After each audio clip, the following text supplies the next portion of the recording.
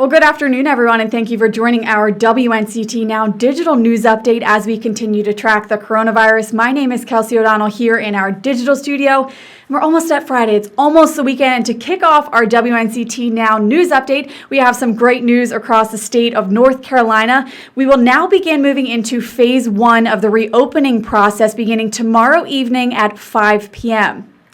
That means retail businesses will open at 50% capacity while also implementing safety and cleaning measures.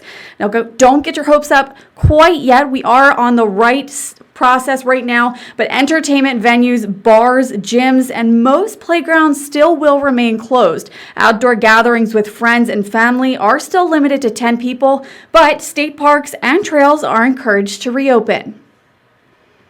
We wanted to start with lower risk activities, where you're largely walking around if you're indoors, and where it's easier to social distance. The state stay-at-home order will remain in effect, just with a few modifications. Instead of only being able to leave for essential purposes, people are now allowed to leave for non-essential business. You are still encouraged to practice the 3 W's. They are wear a face covering, wait 6 feet apart, and wash your hands.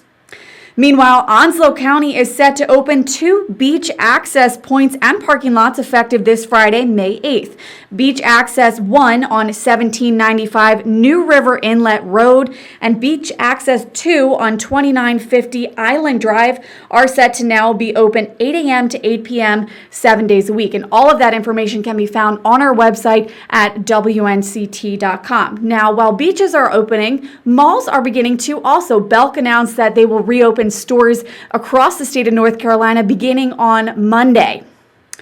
Jacksonville Mall plans to also reopen its doors. Some of its stores that will be open that day include Bellagio Jewelers, Hibbett Sports, and AT&T. Now, other stores are delaying their opening until Monday or later next week. The mall will only have 2 entrances open during this time, and it's also taking steps to enforce social distancing and ramped up cleaning. Now stay with us. We have more news ahead just after this quick break. Side reporters are all across the East. In Craven County, in Beaufort County, in Carteret County, and in your neighborhood. in Tarboro, in Kinston, in Greenville, at Atlantic Beach. Covering local stories that impact you. The groundbreaking ceremony is the beginning of construction for Morehead City's 4th City Hall. People from all over the state of North Carolina gathered at the Sycamore Hill Missionary Baptist Church. The North Carolina Department of Transportation is responsible for new Highway 17 and that bypass. That hammering you hear behind me is the start of building a brand new home for a woman and her very deserving family. Historic Turnage Theater in Washington helps the community celebrate art and culture. Driving pad is used by BCCC's basic law enforcement and first responder training. Crews have been out here since February 8th working on this project. It will stretch from here at Atlantic Beach all the way to Emerald Isle. See their original reporting weekdays on 9 on Your Side News or anytime on WNCT.com.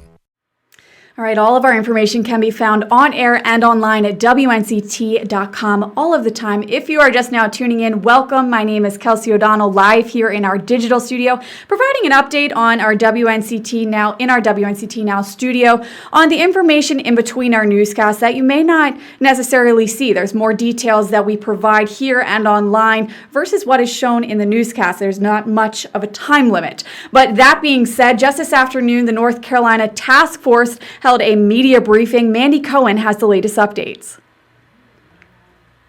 I'll start with a rundown of the numbers. As of this morning, there are 13,397 laboratory confirmed cases in 99 counties in North Carolina.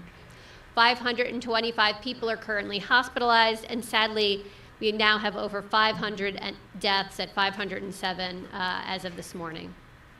Yesterday, North Carolina Food and Nutrition Services participants received some good news.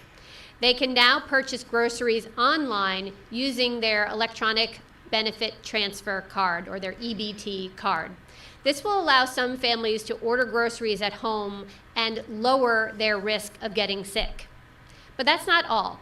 Many people across the state live in communities with limited access to affordable, nutritious food. The ability to purchase food online provides options for people living in food deserts, and that's a good thing. I encourage EBT realtors to pursue approval from the USDA to become an authorized online realtor. So good news moving forward there. It's also National Nurses Week, and I want to give a huge shout out to all the nurses who have been working so hard to help protect our state and our country from COVID-19. Your hard work every day is so important on the front lines.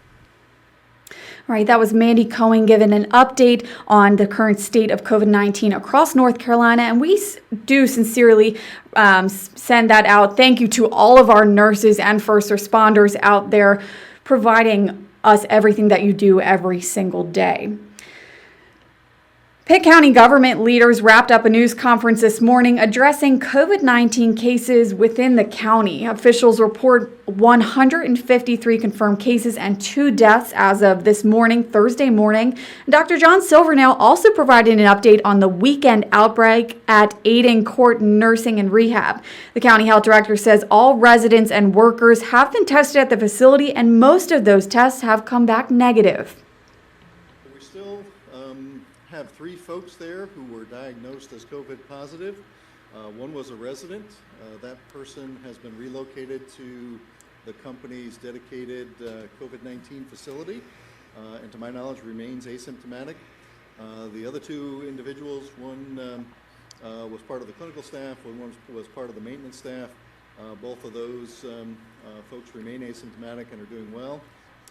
Meanwhile, a spokeswoman for Pitt County Schools also spoke during the news conference, announcing that schools will begin on August 17th. So lots of great news here today. This adds 5 days to the calendar for the next school year as a way to recalibrate teaching and learning after losing so many days at school this year.